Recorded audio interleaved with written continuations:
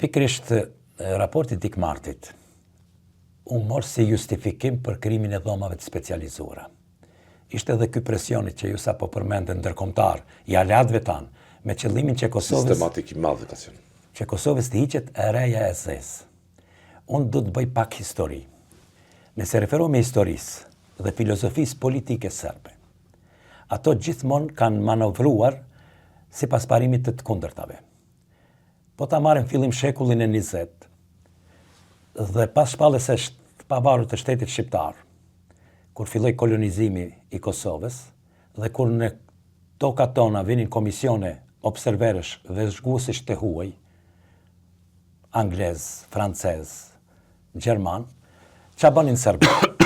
Serbët i veshnin me kostume kombëtare gjandarmerinë e tyre dhe i detyronin të qellojnë në drejtim të komisioneve, pavarësisht se nuk i vrisnin. Dhe arsyetoshin, ja kush janë shqiptarët. Këta janë të pacivilizuar, se i veshnin me kostume kombëtare, me pastaçia, ku ta diune.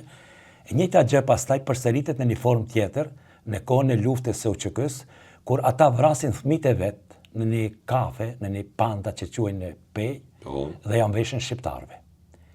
E njëjta gjë mendoj unë, që ta shkurtoj këtë histori, ka ndodhur edhe me transplantin e organeve që serbët i kanë bërë transplantin shqiptarëve që i merrnin kohën e bombardimeve, i çonin Beograd, ja u merrnin organet, i hidhnin Danub ose në pistat e aeroporteve.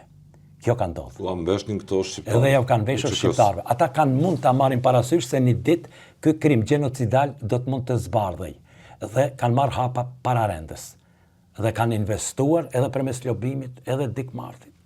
Dhe doli, pastaj kur Beja krijoi atë task force-n, një Williamson ka qenë diplomat dhe Amerikan po. Edhe prokuror amerikan, ai vetë ka bërë hulumtimën në atë kohë si gazetar dhe korrespondent nga Tirana për Radio Televizionin e Kosovës, kam pasqyruar disa kronika nga fshati Gur, kur vinin këta me sonde, me kutadione, bënin hulumtimin Shtëpinë e Verdhë. Shtëpinë e Verdhë, rrethinat e shtëpisë e Verdhë, varrezat, projnë, lumejt, gjithë ato, dhe dolen me përfundimin se këtu nuk janë gjetë gjurmë, as biologjike, as mjete spitalore, as nuk është identifiku vendi i krimit për cilin pretendoj, dhe raporti Dick Martit ra.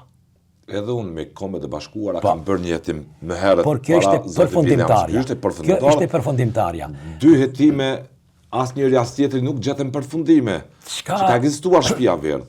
Jo dini paraprakisht. Pavarësisht një dokumentare që kishte realizuar Media Birn mbi këtë, që kishte nisur gjithë rrefimin mbi këtë tregim të paqen.